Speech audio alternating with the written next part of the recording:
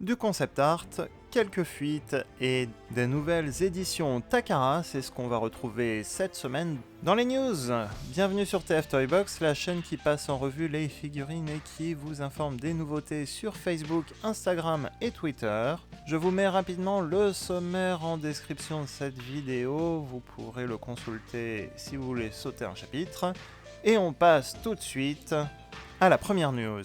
Comme ces dernières semaines, on retrouve des nouveaux concept art de Ken Christiansen qui a fait le design ou certains croquis de figurines Kingdom comme ici Air Razor. On voit une vue de profil mais également de dos avec un dégradé entre les parties robotiques et les parties animales sur le mode robot et un mode oiseau plutôt sympa et bien sûr bien dessiné du dessous et du dessus avec une belle envergure d'aile.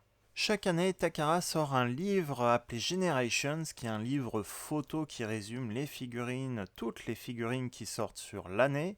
Cette année, on aura donc droit à un nouveau livre contenant les figurines Kingdom et Studio Series, comme on le voit d'ailleurs sur la couverture du livre. Et on a donc aussi en la une des pages de ce livre qui a été partagée avec notamment Rodimus Prime. On y retrouve des nouvelles photos prises par Takara à gauche de Rodimus Prime de la gamme Kingdom, des comparaisons de taille du mode voiture entre Rodimus et Hot Rod Studio Series, une photo aussi du mode camion avec le compartiment caché qui permet de stocker des accessoires, et le canon déployé derrière la remorque. À droite, de nouvelles photos également de Hot Rod Studio Series 86. Alors pour ceux qui ne l'ont pas encore vu, j'ai fait une vidéo revue Studio Series Hot Rod. Je vous remets le lien en haut à droite et en description de cette vidéo.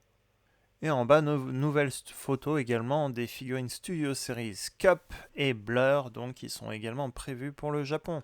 Blur a également été passé en revue, je vous remets le lien également en haut à droite, n'hésitez pas à revenir ici pour cliquer dessus. Un autre designer, Aaron Gray, a partagé des concept art qu'il a réalisé de l'époque déjà de Robots in Disguise, avec ici des modes de Sideswipe Robots in Disguise, la série de 2015. Un autre exemple de son travail est pour la figurine Slash, le Dinobot de la gamme Power of the Primes, qui visiblement avait des couteaux en plus comme accessoire en concept. On a également une super belle affiche du gagnant du concours Power of the Prime, le fan vote Optimus Primal qui tient la matrice.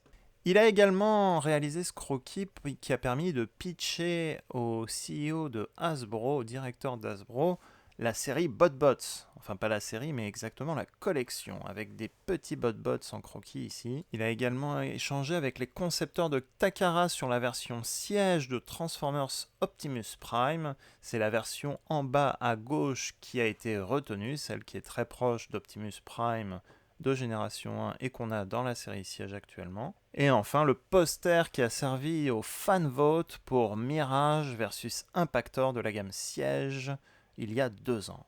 Comme d'habitude, bien sûr, n'oubliez pas avant de continuer de laisser un petit pouce positif avant de partir de cette vidéo, ça aide beaucoup pour la visibilité de la vidéo. Et bien sûr, si vous êtes nouveau, n'oubliez pas que vous pouvez vous abonner à la chaîne en activant la petite cloche pour recevoir automatiquement les futures news et revues.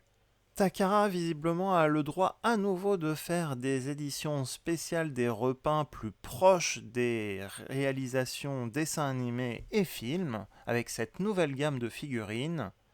La gamme s'appelle Premium Finish et il y a une déclinaison Premium Finish Studio Series avec Bumblebee du film Bumblebee Movie. Il sera repeint mais avec des couleurs plus proches du film. Il y a également une version Premium Finish Generations avec Optimus Prime Siège. Alors c'est vrai que le jouet Siège d'il y a 2 ans était proche du jouet qu'on a l'habitude d'avoir dans les séries Génération 1 et Génération en général, alors que dans la série Siège, Optimus a plutôt un look un peu plus abîmé et surtout des vitres turquoises.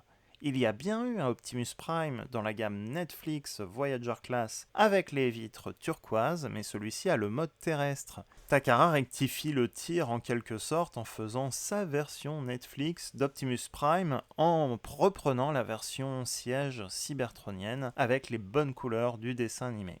N'hésitez pas à me dire en commentaire ce que vous pensez de ces nouveautés. La semaine dernière, on a passé en revue Deep Cover, la première figurine Génération Select de l'année. Je vous remets le lien en description de la vidéo et en haut à droite. Eh bien, cette semaine, il y a une nouvelle fuite d'une future figurine Select. Apparemment, Road Rage serait de la partie. Road Rage est inspiré de la figurine de Trax qui est prévue pour la vague 3 à Kingdom, mais Road Rage est aux couleurs rouges pour représenter la version du jouet Diaclone. C'est également donc dans l'univers Transformers un personnage totalement différent qui est en général un bodyguard, un garde du corps. De nouvelles revues vidéo enfin ont fuité des figurines Kingdom Deluxe Wing Thing ainsi que Deluxe Beast Wars Scorponok avec le Leader Class Studio Série Slag qu'on avait déjà vu une fois il y a 2 semaines. Donc non seulement ce sont des versions volées, donc c'est pas top, mais ça veut surtout dire que les figurines sont en cours de production et qu'elles devraient arriver entre 1 et 3 mois. Et ça tombe bien puisque la gamme Kingdom est bien prévue entre juin et août selon les revendeurs. De futures vidéos revues arrivent avec entre autres Sentinel Prime et également une revue Génération 1, du siège et d'autres surprises. Magnetoy semble recevoir Ultra Magnus, mais sinon il n'y a pas de nouveautés, nouvelles sorties cette semaine. La vidéo est terminée, j'espère qu'elle vous a plu. Comme d'habitude, n'oubliez pas de laisser un petit pouce positif avant de partir, ça aide beaucoup pour la chaîne. Bien sûr, laissez en commentaire vos idées pour la chaîne et ce que vous pensez des nouveautés, des annonces de cette semaine. Et si vous êtes nouveau et que vous voulez recevoir les futures vidéos, abonnez-vous en activant la petite cloche. Pas beaucoup de grosses nouvelles cette semaine avec tout ce qu'on a eu les semaines précédemment et la vague 3 Kingdom, c'est normal. On se retrouve la semaine prochaine avec de nouvelles revues et un nouveau news en fin de semaine. N'oubliez pas de suivre les réseaux sociaux Facebook, Instagram et Twitter. Et d'ici là, à très bientôt.